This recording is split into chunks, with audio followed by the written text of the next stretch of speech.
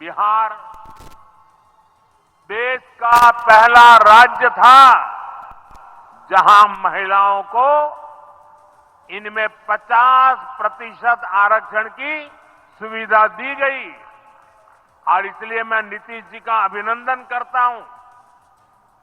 आज बहुत बड़ी संख्या में गरीब, दलित, महादलित, पिछड़े, अति पिछड़े समाज की बहन बेटियां बिहार में जनप्रतिनिधि बनकर सेवाएं दे रही है और यही सच्चा सामाजिक न्याय है। यही सच्ची सामाजिक भागीदारी है। लोकतंत्र ज्यादा से ज्यादा भागीदारी से ही समृद्ध होता है, सशक्त होता है। इसी सोच के साथ लोकसभा और विधानसभा में महिलाओं के लिए 33% आरक्षण का कानून भी बनाया गया है। इसका लाभ देश के हर राज्य की महिलाओं को होगा। हमारी बहन बेटियों को ज्यादा प्रतिनिधित्व मिलेगा। साथियों, देश में महिलाओं की आय बढ़ाने के लिए रोजगार, स्वरोजगार के नए अवसर बनाने के लिए सरकार मिशन मोड में काम कर रही है। बिहार में चल रहे जीविका दीदी इस कार्यक्रम से अनेक बहनों का जीवन बदला है। आज ही यहां बिहार की बहनों के स्वयं सहायता समूहों को करीब 1000 करोड़ रुपए की मदद दी गई है। इससे बहनों के आर्थिक सशक्तिकरण को और बल मिलेगा। ये देश में 3 करोड़ लखपति दीदी बनाने के लक्ष्य की प्राप्ति में और सहयोगी बनेगा। साथियों, बीते दशक में ग्रामीण अर्थव्यवस्था को नई गति मिली है। गांवों में गरीबों के घर बने, सड़कें बनी, पक्के रास्ते बने हैं, गांवों में गैस कनेक्शन पहुंचे, पानी के कनेक्शन पहुंचे, शौचालय बने हैं। ऐसे हर काम से गांव में लाखों करोड़ रुपए पहुंचे हैं। रोजगार के नए अवसर भी बने हैं।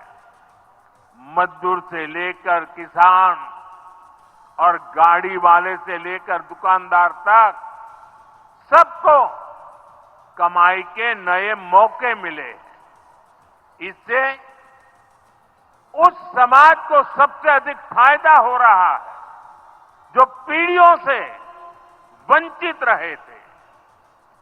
मैं आपको पीएम आवास योजना का उदाहरण दूंगा। इस योजना का लक्ष्य है देश में कोई भी गरीब परिवार बेघर ना हो, सबके सिर पर पक्की छत हो। अभी जब इन माताओं बहनों को मैं घर की चाबी दे रहा था, उनके चेहरे पर जो संतोष नजर आ रहा है, उनमें जो नया आत्मविश्वास दिख रहा था, वो वाकई इन गरीबों के लिए काम करने की प्रेरणा का कारण बन जाता है। और इसी लक्ष्य के साथ बीते दशक में 4 करोड़ से अधिक पक्के घर बनवाए गए हैं। बिहार में भी अब तक 57 लाख गरीब परिवारों को पक्के घर मिल चुके हैं। ये घर गरीब, दलित, पिछड़े, अति पिछड़े, पसमानदा परिवार, ऐसे समाज के वंचित परिवारों को मिले हैं। आने वाले सालों में 3 करोड़ और पक्के घर गरीबों को मिलने जा रहे हैं। आज ही बिहार के करीब 1.5 लाख परिवार अपने नए पक्के घर में गृह प्रवेश कर रहे हैं। देश भर के 15 लाख गरीब परिवारों को नए घरों के निर्माण के स्वीकृति पत्र भी दिए गए हैं। इसमें भी 3.5 लाख लाभार्थी ये हमारे बिहार के ही हैं। आज ही करीब 10 लाख गरीब परिवारों को उनके पक्के घर के लिए आर्थिक मदद भेजी गई है। इसमें बिहार के 80,000 ग्रामीण परिवार और 1 लाख शहरी परिवार शामिल है। साथियों, बीता दशक भारत के इंफ्रास्ट्रक्चर का दशक रहा है। ये आधुनिक इंफ्रास्ट्रक्चर विकसित भारत की बुनियाद को मजबूत कर रहा है। देश के 12 करोड़ से अधिक ग्रामीण परिवारों के घरों में पहली बार नल से जल पहुंचा है। 2.5 करोड़ से अधिक घरों में बिजली का कनेक्शन पहुंचा है। जिन्होंने कभी सोचा नहीं था कि गैस के चूल्हे पर खाना बनाएंगे, उनको गैस सिलेंडर मिले हैं। अभी हाल में आपने खबर पढ़ी होगी, लद्दाख और सियाचिन में जहां सामान्य सुविधाएं तक पहुंचानी मुश्किल होती हैं, वहां अब 4G और 5G मोबाइल कनेक्शन पहुंच गया है। ये दिखाता है कि आज देश की प्राथमिकता क्या है। हमारे सामने आरोग्य जैसे क्षेत्र का भी उदाहरण है। कभी एम्स की तरह अस्पताल दिल्ली जैसे बड़े शहरों में ही होते थे। आज यहां दरभंगा में ही एम्स बन रहा है। बीते 10 सालों में देश में मेडिकल कॉलेज की संख्या करीब करीब 2 गुनी हो चुकी है। यहां झंझारपुर में भी नया मेडिकल कॉलेज बन रहा है।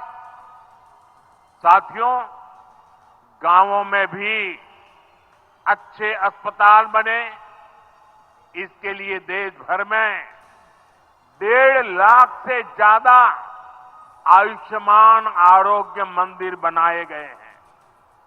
बिहार में ऐसे 10,000 से अधिक आयुष्मान आरोग्य मंदिर बने हैं। इसी तरह जन औषधि केंद्र गरीब और मिडिल क्लास के लिए बहुत बड़ी राहत बन चुके हैं। यहां 80% डिस्काउंट पर सस्ती दवाएं मिलती हैं। बिहार में 800 से ज्यादा जन औषधि केंद्र बनवाए गए हैं। इससे बिहार के लोगों का 2,000 करोड़ रुपया दवाई पर होने वाला खर्च बचा है। आयुष्मान भारत योजना के तहत भी बिहार में लाखों परिवारों का मुफ्त इलाज हो चुका है। इससे इन परिवारों को हजारों करोड़ रुपयों की बचत हुई है। साथियों, आज भारत रेल, रोड, एयरपोर्ट जैसे इंफ्रास्ट्रक्चर से भी बहुत तेज गति से जुड़ रहा है। पटना में मेट्रो का काम चल रहा है। देश के 2 दर्जन से अधिक शहर मेट्रो सुविधा से जुड़े हैं। आज पटना से जयनगर के बीच नमो भारत रैपिड रेल की शुरुआत भी हुई है। इससे पटना से जयनगर के बीच का सफर बहुत कम समय में पूरा हो जाएगा।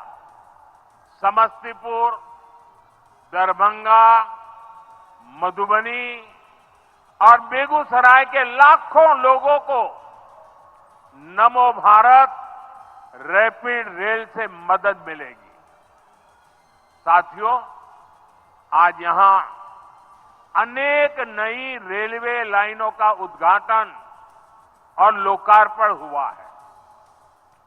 सहरा से मुंबई तक आधुनिक अमृत भारत ट्रेन शुरू होने से हमारे श्रमिक परिवारों को बहुत सुविधा होगी। हमारी सरकार मधुबनी और झंझारपुर से ऐसे बिहार के दर्जनों रेलवे स्टेशनों को भी आधुनिक बना रही है। दरभंगा एयरपोर्ट से मिथिला की बिहार की एयर कनेक्टिविटी बेहतर हुई है। पटना एयरपोर्ट का भी विस्तार किया जा रहा है। विकास के इन कार्यों से बिहार में रोजगार के नए अवसर बन रहे हैं। साथियों, हमारे किसान ग्रामीण अर्थव्यवस्था की रीढ़ है। ये रीढ़ जितनी मजबूत होगी, गांव उतने ही मजबूत होंगे, देश उतना ही सशक्त होगा। हम सब जानते हैं, मिथिला का कोशी का एक क्षेत्र बाढ़ से बहुत परेशान रहा है। सरकार बिहार में बाढ़ के प्रकोप को कम करने के लिए 11,000 करोड़ रुपए खर्च करने वाली है। इससे बागमती, धार, बूढ़ी गंडक, कोसी पर बांध बनेंगे। इससे नहरों का निर्माण होगा, नदी के पानी से सिंचाई की व्यवस्था होगी और हर किसान के खेत तक पानी पहुंचाने का इंतजाम भी होगा। यानी अब बाढ़ की परेशानी भी कम होगी, खेतों तक पर्याप्त पानी भी पहुंचेगा। साथियों, मखाना आज देश और दुनिया के लिए सुपर फूड है, लेकिन मिथिला की तो ये संस्कृति का हिस्सा है। इसी संस्कृति को हम यहां की समृद्धि का भी सूत्र बना रहे हैं। हमने मखाने को जीआई टैग दिया है, यानी मखाना इसी धरती का उत्पाद है। इस पर अब आधिकारिक मुहर लग गई है। मखाना रिसर्च सेंटर को भी नेशनल स्टेटस दिया गया है। बजट में जिस मखाना बोर्ड की घोषणा की गई है, वो बनने से मखाना किसानों का भाग्य बदलने वाला है। बिहार का मखाना दुनिया भर के बाजारों तक सुपर फूड के रूप में पहुंचेगा। बिहार में national institute of food technology and management भी बनने वाला है। इससे यहां के नौजवानों को फूड प्रोसेसिंग से जुड़े छोटे उद्यम लगाने में और मदद मिलेगी। साथियों, खेती के साथ साथ मछली उत्पादन में भी बिहार निरंतर आगे बढ़ रहा है। हमारे मछुआरे साथी अब किसान क्रेडिट कार्ड की सुविधा का